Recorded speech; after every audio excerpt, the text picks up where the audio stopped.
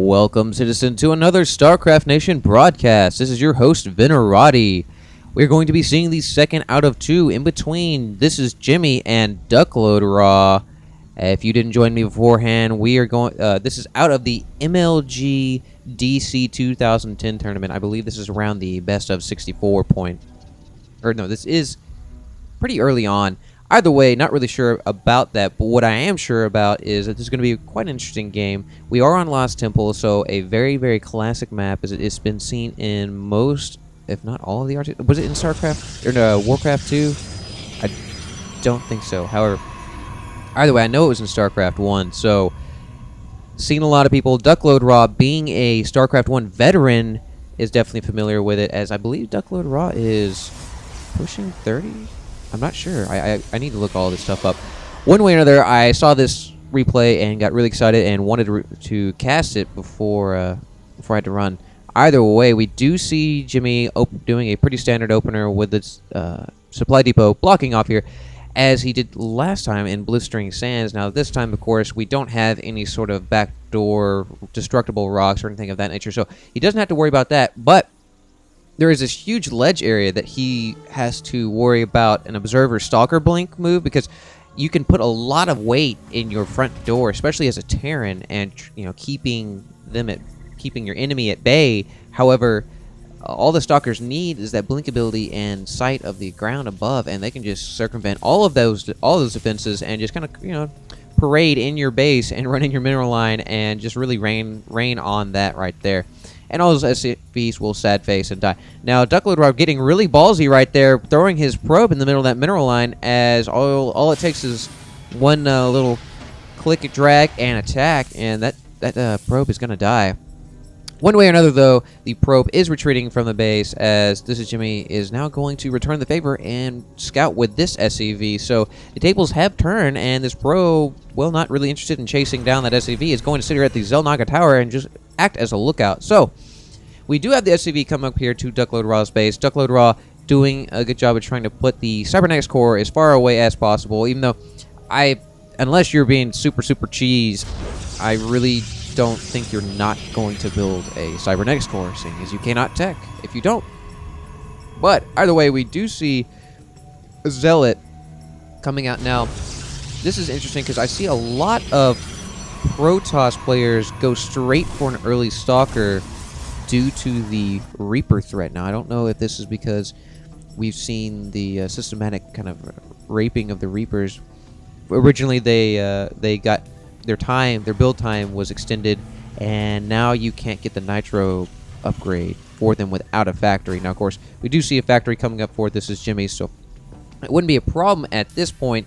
But the Reapers, as the game goes on, the Reapers, in my opinion, really become less and less effective as a mainstay army unit. Of course, you can ball them up, and they are quite effective, but the main advantage you saw with that early Reaper push was their mobility, their abilities to jump the ledges, and great just peeing on these harvesters and just absolutely just rape them. Period. End of story. You don't want to be a harvester and see a Reaper show up.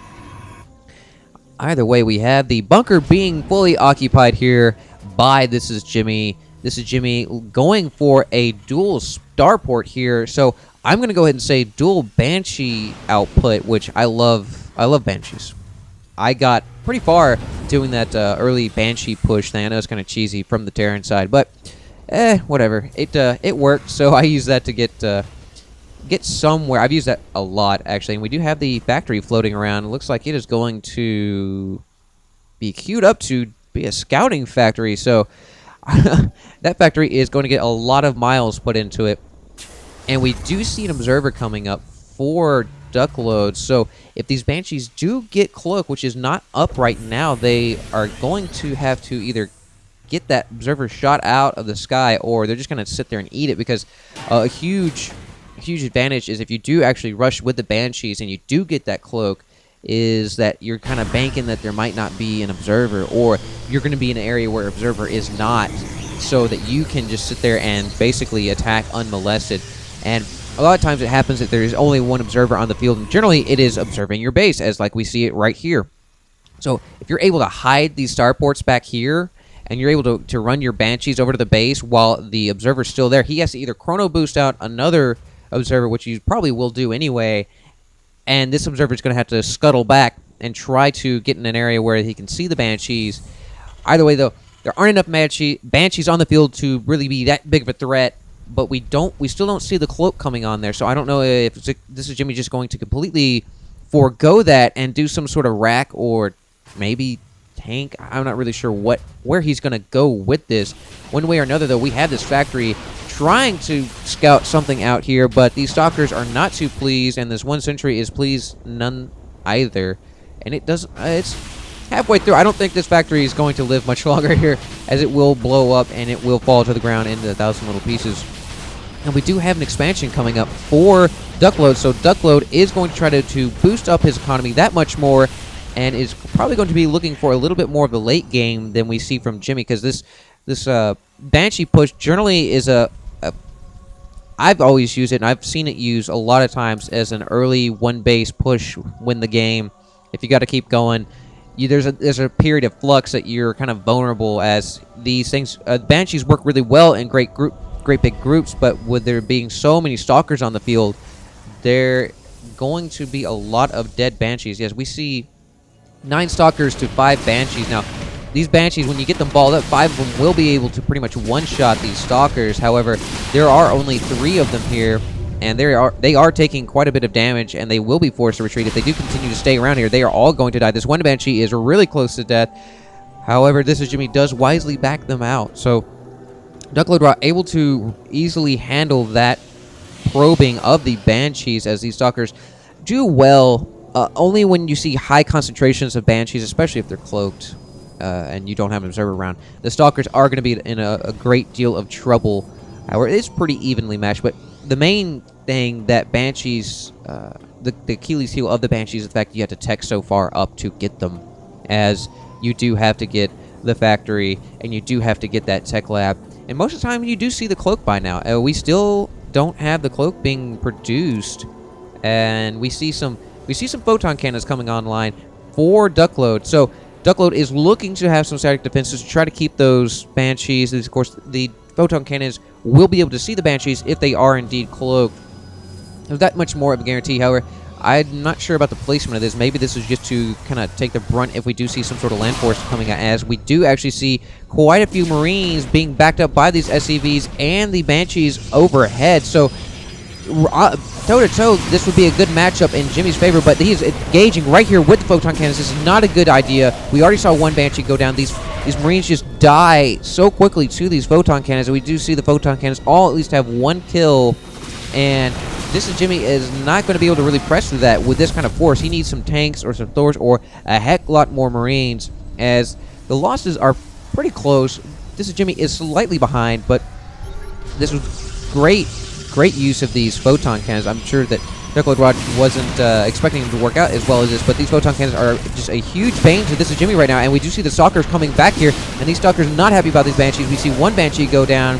We see a lot of Marines being taken out, as we do see another Banshee going down. We're seeing some micro by ThisisJimmy trying to counteract the micro of DuckloadRa and any sort of focus fires. We will see that one Banshee, will it go down? Yes. Well, actually, the other Banshee behind it went down, but we have a lot of really, really wounded Banshees right here, as we do see the SCVs coming in there trying to patch them up ASAP, as DuckloadRa lost a lot of his ground forces there. He does have some Stalkers left, but ThisisJimmy equally lost a lot. And right now, actually, Jimmy kind of turned the table with his forces there. Those Marines soaked up a lot of damage. Meanwhile, these Banshees were getting a lot of kills. Look at that. 5 kills, 4 kills, 3 kills, 4 kills, 2. That guy was a noob. And so the Banshees did a lot of damage there. So great use of those Marines. Those Marines are so cheap. And, of course, you can always pump more of them out because, hey, you got barracks, right? And they don't require any sort of Vespene gas. Now, I would like to see some sort of upgrades coming up for either of our players here. We have Blink coming, so these Stalkers are going to become that much more mobile. Really good for getting up here and being able to basically expand the gap. But we do see this is not a good place for Jimmy to be, as he is going to lose a lot of Banshees if he continues to go up against this cluster right here. I personally would try to use these Banshees in a harassment manner. However, Jimmy is sticking to his guns and just basically camping out on the front door and is going to continue to apply the pressure to DuckloadRa. DuckloadRa has put up 5 warp gates, so he's going to be pumping out that many more stalkers as he does have the economy. Let's go ahead and take a look at the income tab and try to denote some difference. Yes, DuckloadRa is quite a bit ahead in the income tab. As I had mentioned earlier, ThisisJimmy was probably banking on a one base go. However, this is not going to be the case, as we do see a 54 to 34 harvester count in the favor of Duckload. Now, ThisisJimmy has backed off the front door, as we do see a lot of stalkers. We have 19 stalkers on the field right now, so DuckloadRa was able to sustain that damage on his front door, able to survive it, and it looks like he is going to... see, do we have the blink? Yes, the blink is done, so right now Duckload can jump this ledge and totally go around these bunkers right here, and will be able to come into the main base and destroy the production facilities and all of that shenanigans. And ThisisJimmy bringing on 2 more barracks, and we do see, yes, we do see DuckloadRa coming up here, and he did snipe that barracks, not barracks, that supply depot.